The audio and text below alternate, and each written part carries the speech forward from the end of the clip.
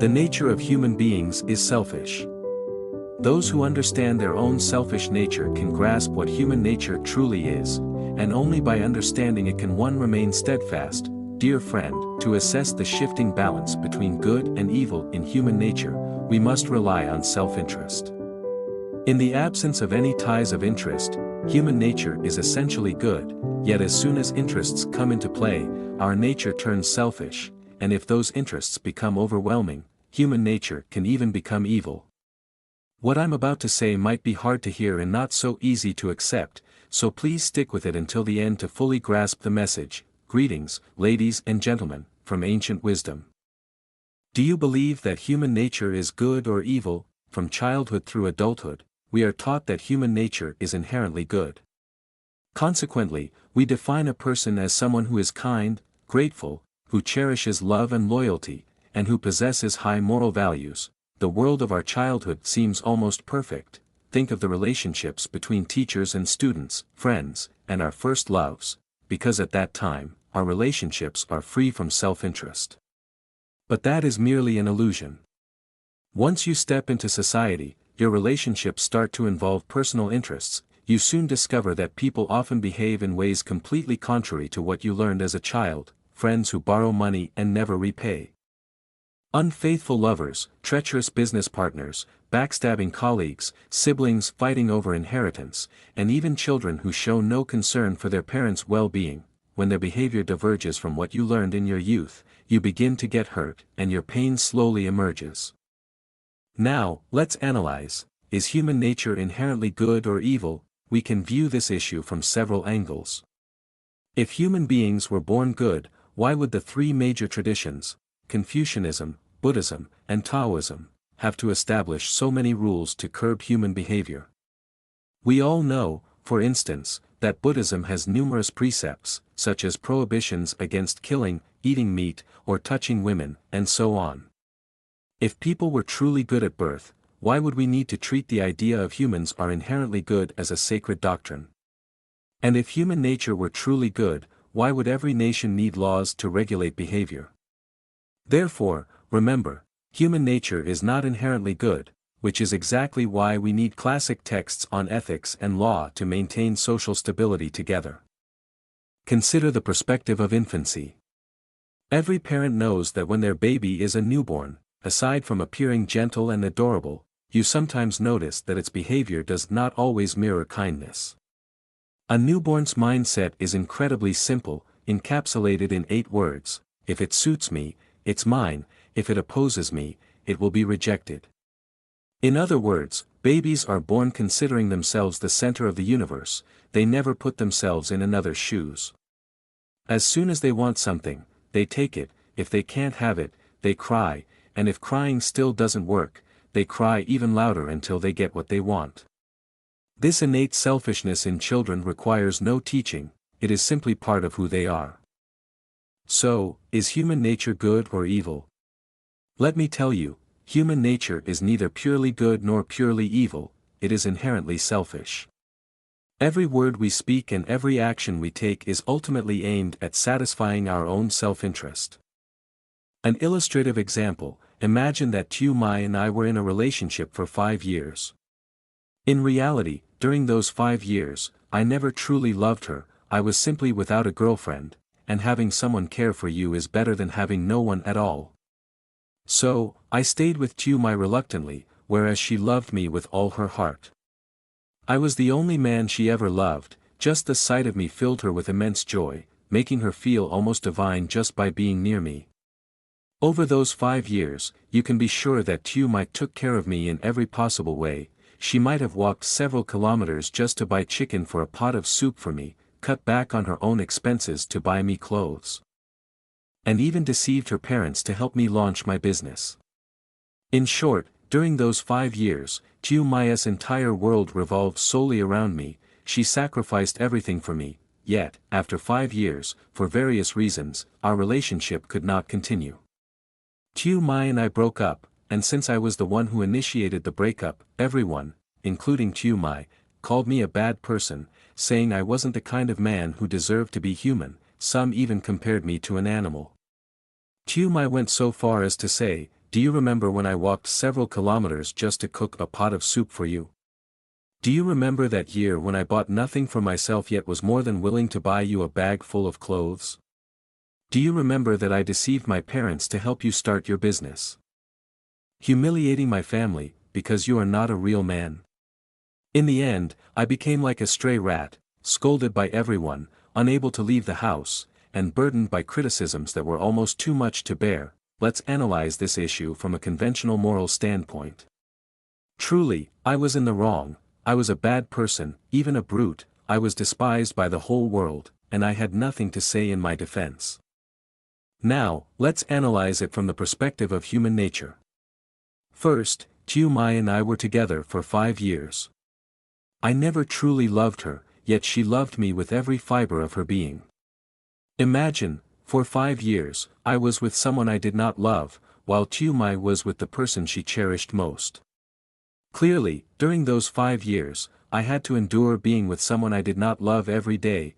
I lived in misery, while Chiu Mai undoubtedly enjoyed every day in the company of the one she adored. Secondly, as Chiu Mai herself said, she sacrificed so much for me. She would walk several kilometers just to buy chicken so she could cook a pot of chicken soup for me.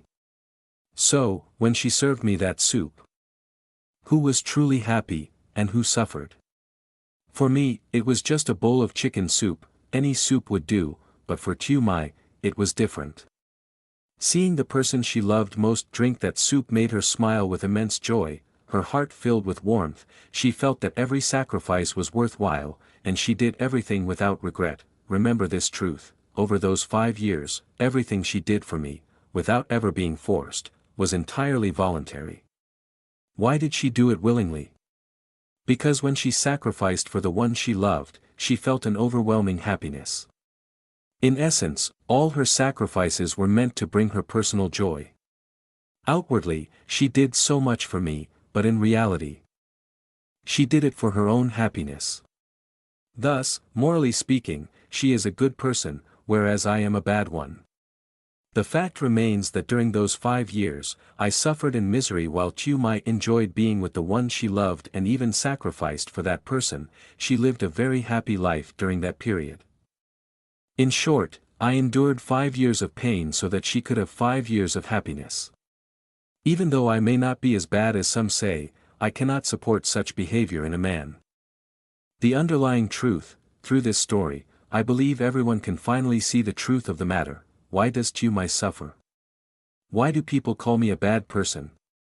Because most people in this world live in a sweet, everyday illusion, unaware of the true nature of human beings. Our nature is selfish. Those who understand their own selfishness can comprehend human nature, and only by understanding it can one stand firm in judging the balance between good and evil.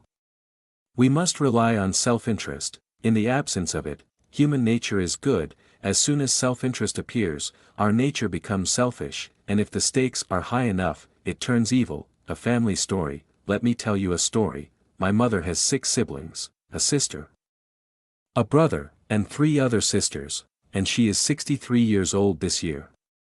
Among them, 4 of her siblings bought a piece of land in their hometown to build a building, hoping to live together and enjoy the joy of family. However, they also have a major concern. They fear that living together long-term will inevitably lead to conflicts over trivial matters. My mother asked for my opinion, and I told her that all siblings are born from the same womb, and even the youngest has grown up. There is no longer any room for doubt. Therefore, in everyday trivial matters, everyone will understand one another, and my mother should rest assured and live happily with them in her later years. When I told my mother this, my grandmother had already passed away a few years ago, and her assets had been settled. Although she wasn't wealthy, a house along with some cash in the countryside was still significant. Because her assets were resolved, I believe that the siblings would not face major conflicts of interest while living together. Had my grandmother and her assets still been around, it's hard to predict, the disputes could have been much more severe. In fact, when my grandmother passed away a few years ago, the division of her assets left them unhappy, and some siblings did have conflicts, though fortunately nothing too serious. The one who caused the most trouble was to V, my uncle, who clung to rural feudal beliefs. I believe that all of my grandmother's assets should have belonged to him. Mind you, she had divided her estate equally, and my uncle only received slightly more than his share. I was bedridden for over a year, and my uncle never visited, he only showed up after my grandmother passed away.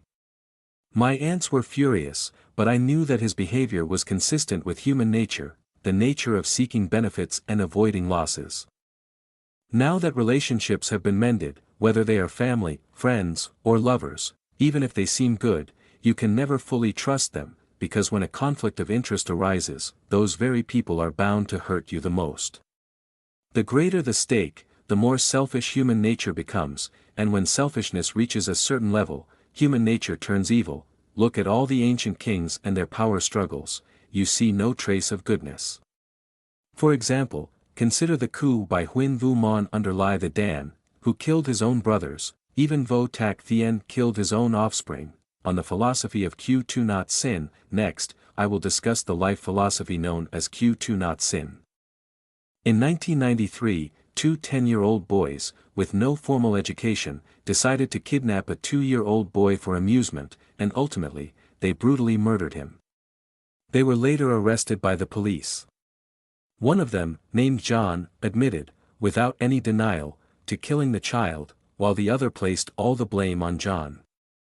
John managed to evade all charges, clearly demonstrating the selfish nature of human beings, always seeking benefits and avoiding harm. This murder case shocked Liverpool, England, and later, the story was adapted into a short film titled Detainment, which was even nominated for an Oscar. All thoughts about the good and evil of human beings begin with an assumption. If you believe that human nature is good, you assume that everyone is good. If you believe that human nature is evil, you assume that everyone is bad. For instance, if you have 10 friends and assume all of them are good, you will expect them to treat you well every day, but if one of those 10 betrays you, you'll be overwhelmed by the pain. And such a life will plunge you into suffering, what is referred to as Q sin not 2. Conversely, if you assume that all 10 friends are not good, you'll have no expectations of them. I'm talking about an inner assumption. If one day someone unexpectedly treats you well, you'll feel as if you've hit the jackpot, and that sudden joy will make your life happier. This philosophy is called Q2 not sin. I have observed that most people prefer to live by the Q2 not sin philosophy, just like many married couples who assume from the outset that their marriage will be happy and promise each other a beautiful love, staying together until old age, never to part. Yet if they eventually divorce, that couple can quickly become bitter enemies, hating each other to the point of never reconciling. I encourage those who marry to adopt the Q2 not sin mindset. Don't let fairy tale love stories cloud your judgment. If you don't assume from the beginning that everything will be perfect, then even divorce becomes an expected possibility, and you won't suffer as much. After all, living together until old age would be a delightful surprise, wouldn't it? But frankly, in this world, very few people possess that kind of wisdom.